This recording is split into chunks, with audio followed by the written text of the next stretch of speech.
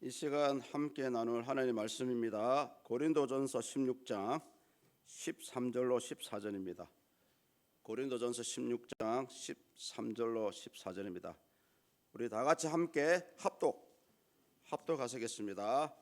깨어 믿음에 굳게 서서 남자답게 강건하라.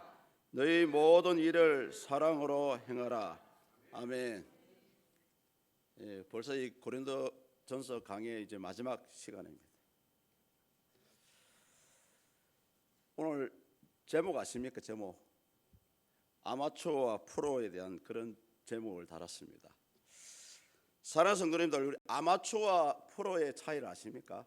물론 아시겠죠. 여러 가지 차이가 있는데요. 그 대표적으로 두 가지가 차이가 있습니다. 하나는 아마추어에 비해 프로는 돈을 굉장히 많이 번다는 사실입니다. 또 한 가지는 뭐냐면은 이 아마추어와 프로는 서로 확실한 실력 차이가 난다는 것입니다. 아마추어가 아무리 실력이 좋아도 프로를 따라가기가 쉽지 않습니다. 이 둘 사이의 극명한 차이를 보여주는 것이 제가 좋아하는 축구, 야구, 골프 이런 것입니다. 아마추어 팀과 프로 팀이 붙으면 대부분 특별한 상황이 아닌 것은 대부분 19은 프로 팀이 다 이겨버립니다. 무엇 때문입니까? 아마추어는 비전문가이고요, 프로는 전문가이기 때문에 그렇습니다. 오늘 사도 바울도 고린도 교인들에게 이렇게 말합니다. 실력도 안 되는 그런 아마추어와 같은 신앙의 실력을 가지고 문제만 일으키지 말고 이제는 당당한 프로가 되라, 신앙에 있어서 전문가가 좀 되라, 이렇게 얘기를 하고 있습니다. 사실은 사도 바울이 걱정하는 부분이 뭐냐 하면은 당시 고린도 교인들은 누구 하나 할 것 없이 하나님의 살아계심, 성령의 역사하심을 다 체험했던 사람들입니다. 그런데 그중에 아직까지도 여전히 미성숙한 그 신앙의 상태에 머물러 있던 소수의 사람들에 대해서 오늘 사도 바울이 얘기를 하고 있습니다. 방금 저와 여러분들이 읽었던 13절, 14절은 사도 바울이 고린도 교회를 향해서 마지막으로 말하고 있는 이 권면의 말씀입니다. 아주 단순하죠. 그래도 설교도 아주 단순하게 준비를 했습니다만 시간은 좀 걸릴 것 같습니다. 우리는 이 원문에 비추어서 한번 사도 바울이 말하고자 하는 뜻이 무엇인지를 함께 한번 살펴보도록 하겠습니다. 이 운동 선수들이 경기하는 모습을 보면은 그 선수들이마다 다 자세가 틀려요. 그런데 아마추어가 하는 자세라든지 또는 프로가 하는 자세는 어딘가 모르게 차이가 납니다. 아마추어는 아마추어다운 그런 자세가 나오고요, 진짜 진정한 프로는 프로다운 그런 자세가 나옵니다. 때로는 아주 출중한 선수임에도 불구하고 혹여 슬럼프라는 그런 경우에 빠지는 경우도 있습니다. 그런 모습을 보고 해설가들은 이렇게 평가합니다. 저 선수가 슬럼프에 빠진 것은 폼, 자세, 이 폼과 자세가 무너졌기 때문이다, 이렇게 평가를 한다고 합니다. 그래서 야구 같은 경우는 이 타자 같은 경우는 아무래도 타율이 나오지 않고 안타가 나오지 않을 때는 자기 폼과 자세를 바꾸어서 그렇게 타석에 들어서고 그렇게 슬럼프를 탈출한다고 합니다. 미국 메이저리그에서 명예의 전당에 올랐던 존 스몰트라는 투수가 있습니다. 이 선수도 한때는 굉장히 심각한 슬럼프에 빠졌다고 합니다. 얼마나 그 슬럼프가 대단한지 정신병원에 가서 치료를 받을 정도였다고 합니다. 그런데 정신병원에 가니까 의사가 하는 말이 아주 단순한 부분에서 이 사람의 슬럼프를 벗어나게 했다고 합니다. 2분짜리 동영상을 보여주는데 그것을 계속 보라고 얘기합니다. 그 동영상의 얘기가 뭐냐면은 이 존 스몰트라는 선수가 평소에 완벽하게 공을 던지는 자세, 폼, 그 모습이었다고 합니다. 그래서 이 선수는 그것을 통해서 슬럼프에 벗어나서 아주 유명한 선수가 되었습니다. 오늘 사도 바울도 고린도 교인들에게 과거에 행하던 이 잘못된 폼, 이 자세를 이제는 고치라고 얘기하고 있습니다. 왜냐하면 과거에 행하던 신앙의 모습들이 현재 저와 여러분들의 모습입니다. 성공을 한 사람도 있을 것이고 실패를 한 사람도 있을 것입니다. 실패를 했다고 생각하시는 분들은 오늘 사도 바울의 권유와 같이 이 신앙에 대한 자세를 한번 바꿔 보아야 합니다. 사도 바울이 제시하는 내용이 본문 14절입니다. 우리 14절을 다 같이 한번 읽어보시겠습니다. 깨어 믿음에 굳게 서서 남자답게 강건하라. 아주 단순한 문장입니다. 단순한 문장인 것 같은데 사실은 4개의 다른 단어가 모여서 하나의 문장을 이루고 있는 그런 구절입니다. 깨어라, 믿음에 굳게 서라, 남자다워라, 강건하라. 쉬운 단어입니다. 그런데 이 원문에 들어가 보니까 전혀 생각지도 않은 그런 의미가 많이 숨어 있어요. 맨 처음에 나는 이 깨어라는 말 속에는 다양한 의미를 가지고 있는데 저는 이 2가지만 가지고 나왔습니다. 한 가지는 뭐냐 하면은 이 깨어라는 말은 영적으로 깨어 있어라는 그런 말입니다. 성경에 보시면은 영적으로 깨어 있는 사람이 있고요, 그 반대로 영적으로 깨어 있지 않는 사람이 있다고 분명히 말씀하고 있습니다. 우리가 다 알고 있는 내용입니다.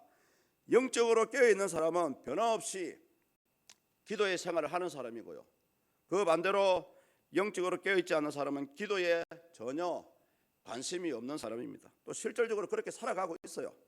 그런데 문제는 성경에서는 이런 사람을 향해서 이런 사람은 사망의 잠을 자고 있다라고 말씀을 합니다.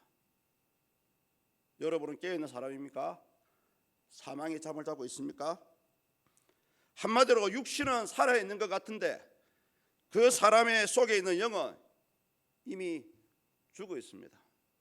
이 부분에 대해서 성경은 그런 사람에게서 과연 구원을 기대할 수 없다라고 말씀을 하고 있습니다. 그래서 이렇게 신앙적으로 깨어있는 상태를 과거 사랑의 교회 고옥하는 목사님은 이렇게 정의를 내렸습니다. 기도하는 사람이 깨어있는 사람이고 깨어있는 사람은 기도하는 사람이다. 기도하는 사람이 깨어있는 사람이고요, 깨어있는 사람은 기도하는 사람이라고 말씀을 합니다. 그러면서 덧붙여서 하시는 말씀이 예수 믿는 사람이라면 당연히 이 기도에 대해서는 전문가가 되어야 된다고, 프로가 되어야 된다고 얘기를 하시는 걸 들었습니다. 그렇습니다, 여러분. 우리 성도들이 살아서 이 땅에 살아가는 동안에 예수님이 만나기 전까지는 하기 싫어도 무조건 해야 되는 것이 바로 이 기도의 생활입니다. 그래서 기도를 하기 싫더라도 최소한의 여러분들이 이 재단에 나와서 하던 예배의 자리, 기도의 자리만큼은 그 시간만큼은 꼭 지키셔야 됩니다. 이것이 바로 기도하는 자의 삶의 모습입니다. 혹여 기도가 안 되는 분들은 사역자들한테 부탁을 하십시오. 아니면은 우리 교회가 공통적으로 함께 합심 기도하실 때 자연스럽게 함께 기도하시면은 이 기도의 훈련이 될 수가 있습니다. 어쨌든 성경을 읽어보면은 이 말세에 일어나는 현상 가운데 한 가지가 바로 교회 안에서 기도하는 사람이 줄어들고요, 종내에는 결국에는 기도하는 사람의 모습을 볼 수 없다라고 얘기하고 있습니다. 이제 새해를 시작하는 시점입니다. 사랑하는 성도님들, 오늘 올해 2022년 이 한 해만이라도 우리 모두가 이 기도에 한번 목숨을 걸어보았으면 좋겠습니다. 기도의 열심과 기도의 훈련만이 저와 여러분들을 기도하는 전문가로 만들어 줄 수가 있습니다. 그런데 더 중요한 것은 뭐냐면 왜 기도해야 됩니까? 이 왜를 아셔야 됩니다. 왜 기도해야 됩니까? 기도하지 않으면 죽어요. 여러분이 살고 여러분의 가정이 살고 여러분의 자녀가 살고 우리 섬기는 이 서문교회가 사는 길은 한 가지 방법밖에 없습니다. 기도하는 그 외에는 없어요. 처음에 예수님께서 12 제자에게 더러운 귀신을 쫓아내고 모든 질병을 치유할 권능을 주셨습니다. 그런데 시간이 흘러서 그런 권능을 받았지만, 그런 능력을 받았지만은 그 제자들은 결국 자신들에게 다가왔던 환자를 치유할 수 없었습니다. 귀신 들린 아이를 치유할 수 없었어요. 그때 예수님께서 하시는 말씀이 기도 외에는 이런 유가 나갈 수 없다라고 말씀을 합니다. 오늘 사도 바울도 고린도 교인들에게 얘기합니다. 기도함으로 영적으로 깨어 있으라. 또 이 깨어라는 말 속에는 또 한 가지 또 중요한 의미가 숨어 있습니다. 제가 이 말씀을 보고 굉장히 좋아했는데요. 이 깨어 있는다는 것은 바로 시대를 분별하는 것입니다. 성경에도 보면은 이 말세의 때를 대비해서 일어날 징조를 잘 분별할 것을 요구했고요. 우리 예수님께서도 마태복음 24장에 보면은 무화과 나무의 비유를 통해서 마지막 때 인자가 올 때를 기억해라고 얘기하고 있습니다. 많은 기독교인들이 대부분 하는 말이 뭐냐면은 나는 세상에 관심 없다라고 얘기합니다. 나는 정치에 관심 없다, 사회에 관심 없다, 문화에 관심 없다, 경제에 관심 없다라고 어리석은 말을 합니다.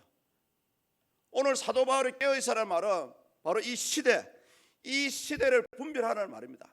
정치가 어떻게 돌아가고요, 사회가 어떻게 돌아가고 경제가 어떻게 돌아가는지 저와 여러분들은 일반 불신자보다 더 많이 알아야 됩니다.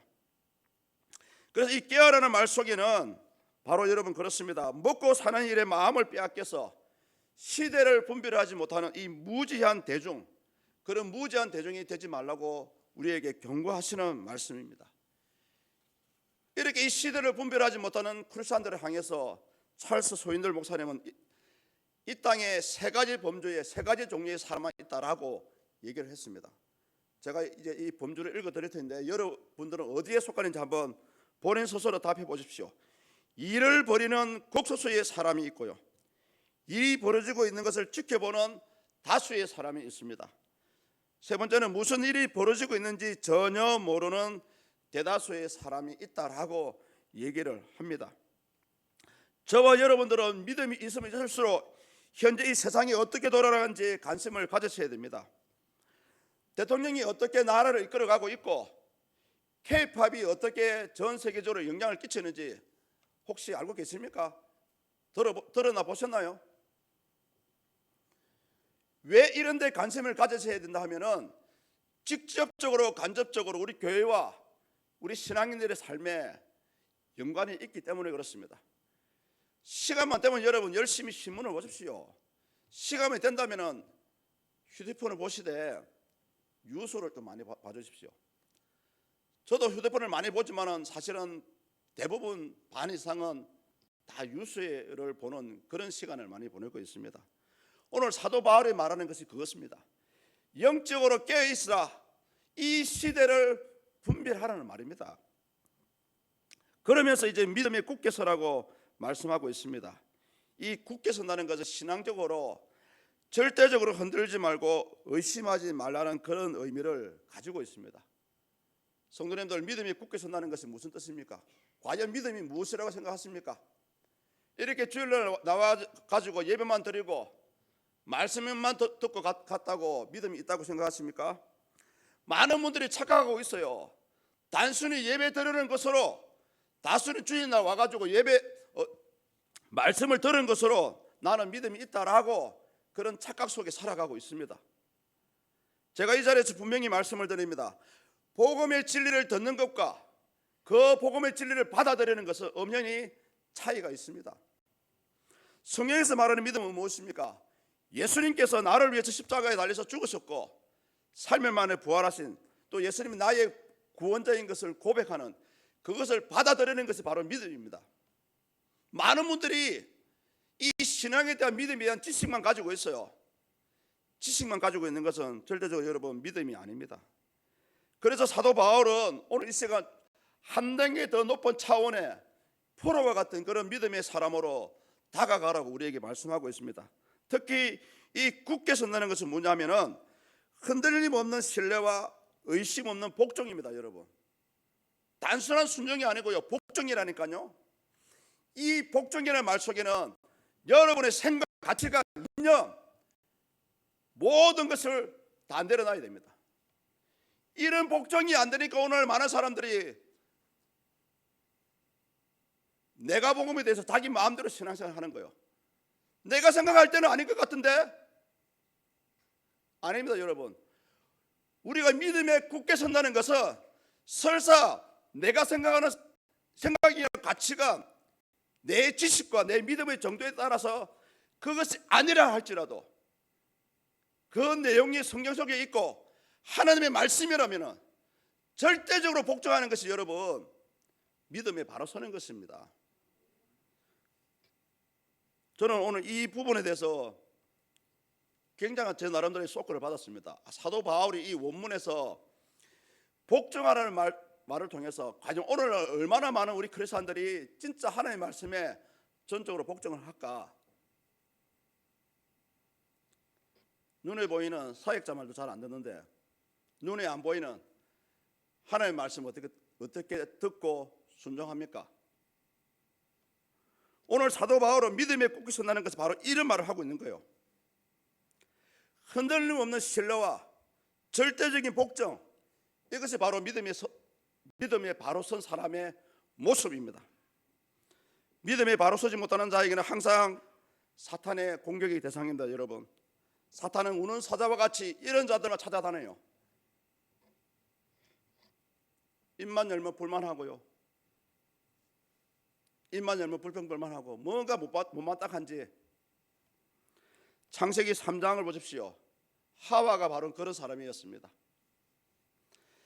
하와가 하나님의 말씀에 굳게 서 있었다면, 절대적으로 복종했다면 아무리 사탄이 뱀을 통해서 유혹을 한다 할지라도 절대 넘어가지 않았을 것입니다.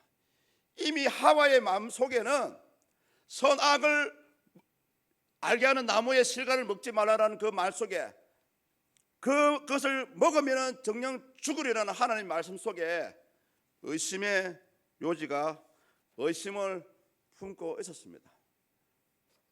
사탄이 그 약점을 파고든 거예요. 사실은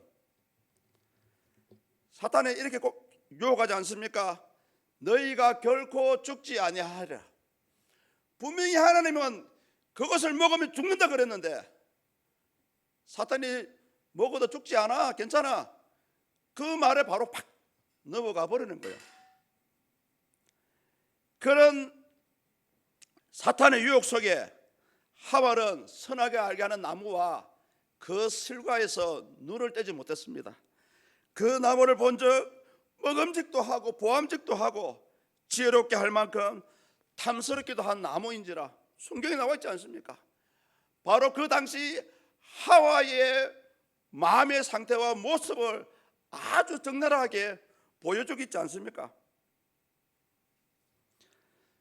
따라서 여러분들의 믿음으로 산다, 믿음으로 강건하다는 것은 하나님에 대한 절대적인 신뢰와 복종뿐입니다. 이 말씀을 받을 수 있는 분들은 받으십시오.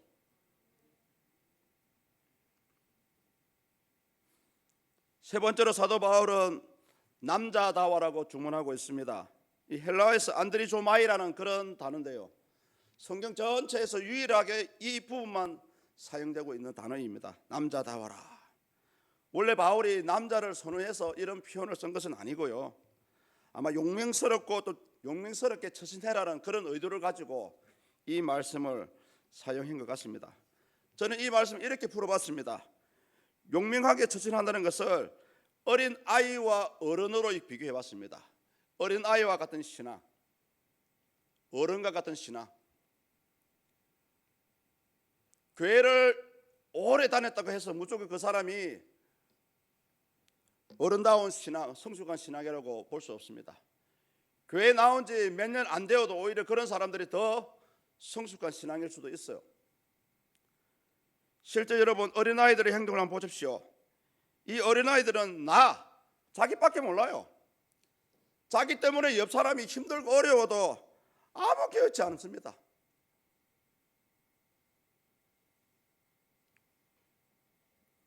사도 바울은 오늘 우리에게 이렇게 얘기합니다. 남자다우란 말이 물론 사랑하는 가족과 아내와 자기들 삶을 돌봐야 됩니다만은 어느 정도 그렇게 돌봤으면 이제는 주변을 바라보라는, 주변을 둘러보라는 것입니다. 어느 사람이 그렇게 힘들고 살아가는지 주변 사람을 돌아보는 것이 여러분 우리 크리스천으로 해야 될 일입니다. 분명히 성경에도 뭐라고 말씀하고 있습니까? 과부와 고아를 돌아보라고 말씀하고 있지 않습니까? 제발 여러분 내 배만 부르고 나만 아니면 돼 이런 생각을 버리시고 제발 주위를 돌아보십시오. 주위를 돌아보고 이웃을 돌아보고 교회를 돌아보고 사역자를 돌아보고 여러분 주변에 있는 연약한 자를 돌아보는 것이 바로 남자다운 신앙입니다. 그런 사람이 남자다운 신앙이에요. 그러면서 네 번째로 강건할 것을 주문합니다. 물론 남자답게 강건해라 이렇게 얘기를 할 수도 있습니다만 이 강건하라는 말은 원문에서는 속 사람을 비유하고 있습니다. 속 사람. 겉으로는 저와 여러분들이 믿음이 있는지 없는지 어린아이와 같은 신앙인지 어른과 같은 신앙인지 몰라요. 그럼 언제 알 수 있습니까? 저와 여러분들의 행동을 통해서 알 수가 있어요. 행동은 절대 못 속이거든요. 왜냐하면 심리학적으로도 그 사람 속에 있는 생각이 행동으로 표출된다고 얘기합니다. 그래서 사도 바울이 강건해라 말은 뭐냐 하면은 신자의 속사람 속에 있는 하나님의 능력, 그런 하나님의 능력으로 믿음의 삶을 살 것을 요구하는 것입니다. 찰스 하츠라는 주석가는 이렇게 얘기합니다. 우리의 속사람이 강건한 힘으로, 우리의 속사람이 가진 강건한 힘으로 사탄과 싸우고요, 우리 각자에게 주어진 시련과 싸울 수 있다고 얘기합니다. 따라서 신앙적으로 강건한 사람은 속사람이 하나님의 능력으로, 다른 말로 영성이죠. 그 속사람이 영성이 있고 능력이 있는 사람은 자연적으로 행동도 달라집니다. 그래서 사도 바울은 우리 속사람이 날마다 새로워져야 된다고 얘기하는데 고린도후서 4장 16절에서 이렇게 얘기합니다. 그러므로 우리가 낙심하지 아니하노니 우리의 겉사람은 낡아지나 우리의 속사람은 날로 새로워지도다. 성도님들,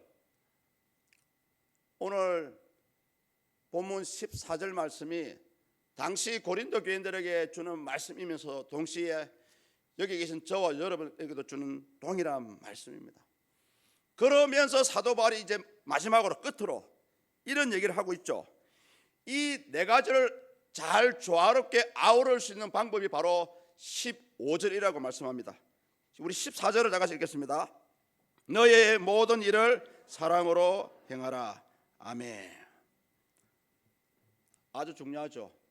아무리 능력이 있고 아무리 하나님 일을 많이 한다 할지라도 그 속에 사랑이 없으면 아무 소용이 없습니다.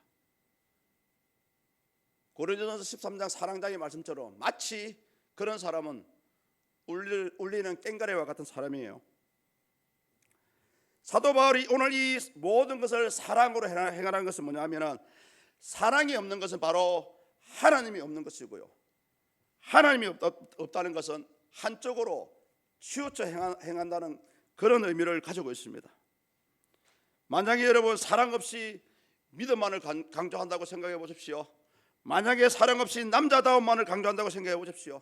만약에 사랑 없이 원리 원칙만을 이 교회 안에서 요구한다면 여러분 어떻게 되겠습니까? 원리 원칙의 잣대에 갖다 대면은 대부분 다 맞지 않습니다, 여러분.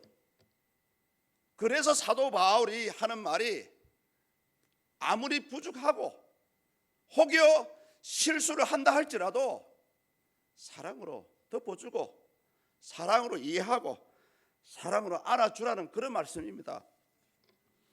여러분 십자가를 한번 생각해 보십시오. 십자가 하면 뭐가 떠오릅니까? 죄의 용서와 예수 그리스도의 사랑이지 않습니까? 예수님도 요한복음 13장 35절에서 이렇게 얘기합니다. 당신을 따르는 제자를 구별하는 특징이 딱 한 가지가 있다고 얘기합니다. 뭔지 아십니까? 제가 읽어드리고 보겠습니다. 너희가 서로 사랑하면 이로써 모든 사람이 너희가 내 제자인 줄을 알리라. 성도님들, 사랑이 없는 곳에는 내가 믿음이 있다 할지라도 그 사람 속에는 하나님이 없습니다. 사람으로 형제의 허물을 용서하지 않는다면은 그 사람과는 예수님 함께 하지 않아요.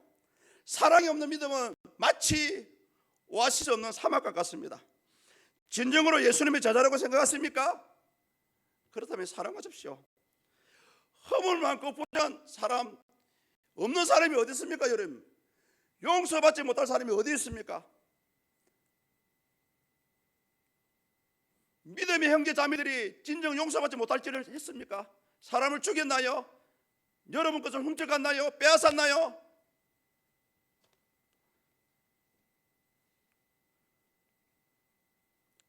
우리 사람은 죽을 때까지 서로 사랑하기도 너무나 짧은 그런 인생을 살고 있습니다. 무엇보다 하나님도 저와 여러분들을 사랑하셨는데 우리가 무엇이라고 이제부터 서로 사랑하지 않겠습니까? 오늘 이 사도 바울의 말처럼 이제는 용서하십시오. 용서하실 때도 됐습니다.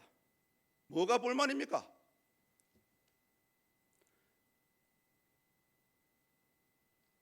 분명히 성경 속에 말씀합니다. 하나님은 사랑이시라. 그런 사랑의 하나님을 사랑하면서 믿는다 하면서 정작 우리 본인들은 미워하고 있는 거예요. 오늘 말씀 아주 간단하게 정리하겠습니다. 깨어 믿음에 굳게 서서 남자답게 강건하십시오. 그리고 모든 일을 사랑으로 행하는 저와 여러분 되시기를 예수 그리스도 이름으로 축복합니다. 기도하겠습니다.